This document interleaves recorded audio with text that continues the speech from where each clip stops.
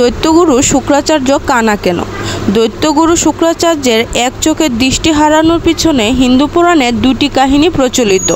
প্রথম কাহিনী অনুসারে শুক্রাচার্য দেবতাদের হাত থেকে দৈত্যদের রক্ষা করার জন্য অতি কঠোর অজগর ব্রত বা অজগর সাপের মতো দীর্ঘ উপবাস শুরু করেন।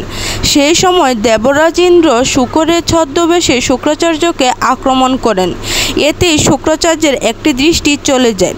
দ্বিতীয় কাহিনী বলে, যখন ভগবান বিষ্ণুর বামন অবতার তৃতীয় পাদ রাখতে স্বর্গমর্ত্য দখল করেন, তখন শুক্রাচার্য বামনের পায়ে কুশাঙ্কু বা খেজুর গাছের কাঁটা দিয়ে আঘাত করেন, কিন্তু সেই কাঁটায় ফিরে এসে তার একটি চোখের কানা করে দেয়। এর জন্যই শুক্রাচার্যকে একাক্ষ বা এক চোখা বলা হয়। আমার ভিডিওটি ভালো লাগলে চ্যানেলটি সাবস্ক্রাইব করে পাশে থাকো, আর এরকম ধর্মীয় ভিত্তিক আরও কাহিনী পেতে ভিডিওটি শেয়ার করো, আর কমেন্ট এবং লাইক করতে ভুলো না।